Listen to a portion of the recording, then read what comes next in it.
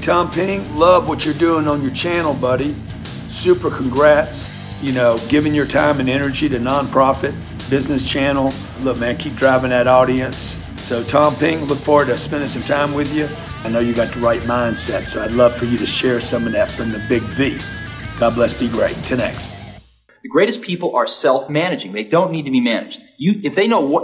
Once they know what to do, they'll go figure out how to do it, and they don't need to be managed at all. What they need is a common vision, and that's what leadership is. What leadership is having a vision, being able to articulate that so the people around you can understand it, and getting a consensus on a common vision. We wanted people that were insanely great at what they did, but we're not necessarily those seasoned professionals, but who had at the tips of their fingers and in their passion the latest understanding of where technology was and what we could do with that technology, and who wanted to bring that to lots of people. So the neatest thing that happens is when you get a core group of 10 great people, it becomes self-policing as to who they let into that group. So I consider the most important job of someone like myself is recruiting. We agonized over hiring. We had interviews. You could go back and look at some of the interviews agendas. They would start at 9 or 10 in the morning and go through dinner. A new interviewee would talk to everybody in the building at least once and maybe a couple times, and then come back for another round of interviews, and then we'd all get together and talk about it. And then they could fill out an application. No, they never filled out. The most critical part of the interview, at least to my mind, was when we finally decided we liked them enough to show them the Macintosh prototype, and then we sat them down in front of it, and if they just kind of were bored or said, this is a nice computer, we didn't want it. We wanted their eyes to light up and them to get really excited, and then we knew they were one of us. And everybody just wanted to work, not because it was work that had to be done, but it was because something that we really believed in, that was just going to really make a difference.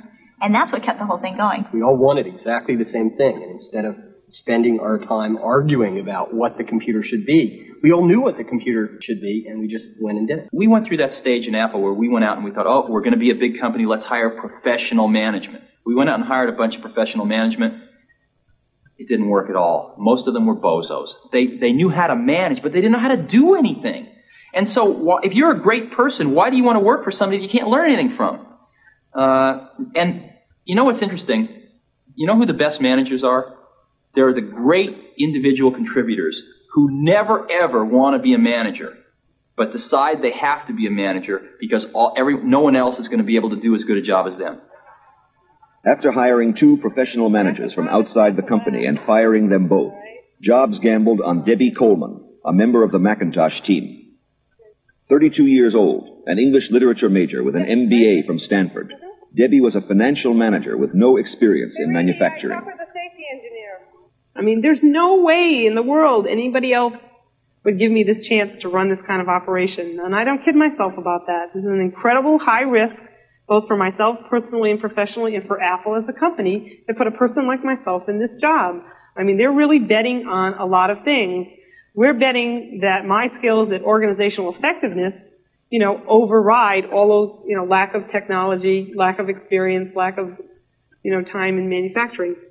So it's a big risk, and I'm just an example, and every single person on the Mac team, almost to your, entry-level person, you could say that about.